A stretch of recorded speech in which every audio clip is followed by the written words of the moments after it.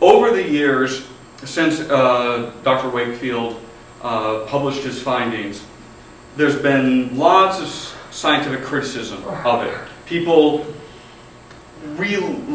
tried to replicate his results, and they couldn't. And in 2004, it was revealed that he actually had patented another type of vaccine. And he was paid by another organization that was looking to stop the current MMR vaccine from being used, so that he could then sell his own vaccine, saying that it was better. So, conflict of interest in that sort of approach to his study. And his, I believe it was 4 or 5 co-authors removed their names from the study once this was discovered. It's now up to 10. 10 people have now removed their names off of it. And what's happened in the last couple of months, it started in '98, but it was published in 2008, but it was just published in February.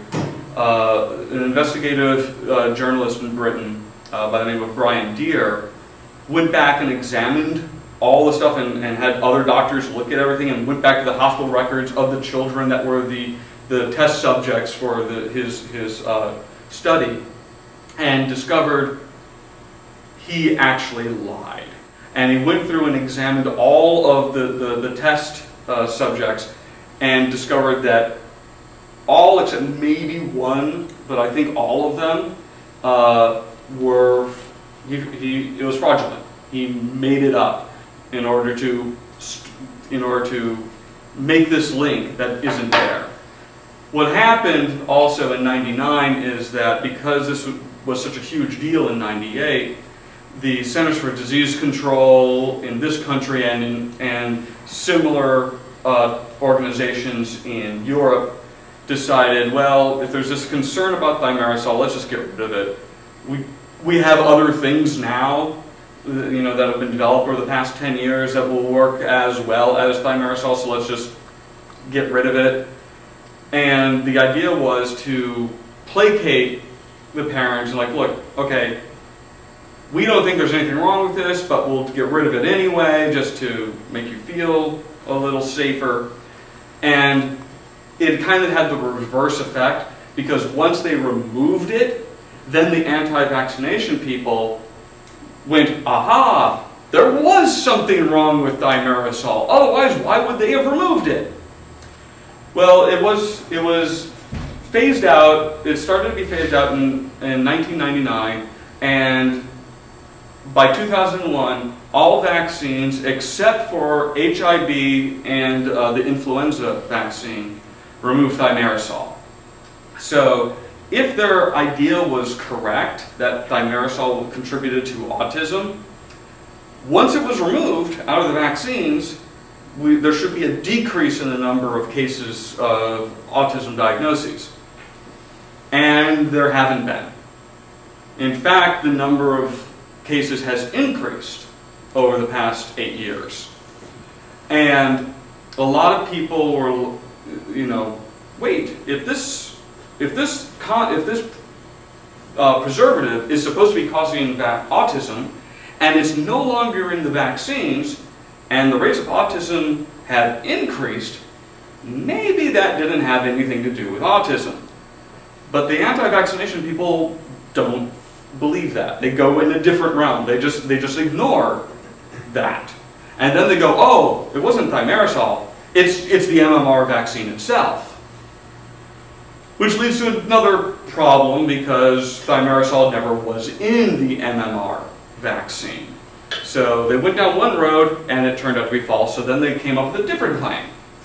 And there have been over 20 studies comparing children who are vaccinated versus children who are not vaccinated, who had a single dosage, getting the measles, mumps, and rubella as separate injections, compared to the people who got it as the all-in-one injection, and track these people over several years and discovered there is no change in rates of autism between these groups.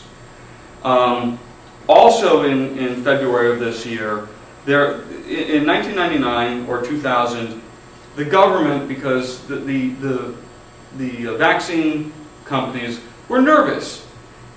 If any of the complaints about vaccines turned out to have any merit, there was a fear of them getting sued. So the government created a program called the Vaccine Injury Insurance Program. I think that's the name of it. So the government would pay if there turned out to be any harmful effects that was discovered to a vaccine. The government would pay the insurance costs for that. And there's been several attempts over the years to get a claim towards the court. And there's about 3,000 cases that are in this group. And in a couple months ago, the court had a final decision. They took the top 3 cases that the anti-vaccination people were told, you go through all of these cases and you find what you think are the strongest cases that show a link between vaccines and autism.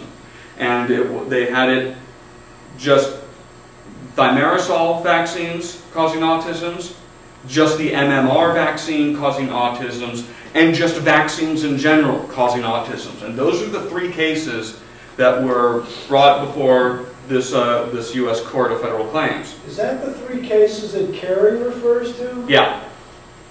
So he made it sound like that they only looked at 3 cases out of 5,000, when in fact they got the best cases out of 5,000. They chose what the anti-vaccination people felt were the strongest cases that would prove their claim. And the judge said no to all of them. Said that there was no merit, there was no linkage to these cases. And that there was nothing that showed any linkage between getting vaccinated and getting autism. So science, medical studies have shown there is no linkage. Court cases have shown there is no linkage. Now they're going for this idea of what's called greening our vaccines. That we need to make them green, that we need to make them more ecologically friendly, we need to make them safer. And they're safe already. Aside from that tiny minority of people, that 3 to 5% that physically cannot get vaccinated for various reasons, you're fine. You may have an itch, you may have a sore spot where the injection happened, but there is no long-term damage. And this has been shown repeatedly over the years in multiple cases. But this quote that she did in Time magazine really shows where her thought process is. Quote, "I do believe, sadly, it's going to take some diseases coming back to realize that we need to change and develop vaccines that are safe. If the vaccine companies are not listening to us, it's their fucking fault that the diseases are coming back. They're making a product that's shit. If you give us a safe vaccine, we'll use it. It shouldn't be polio versus autism." That's kind of messed up.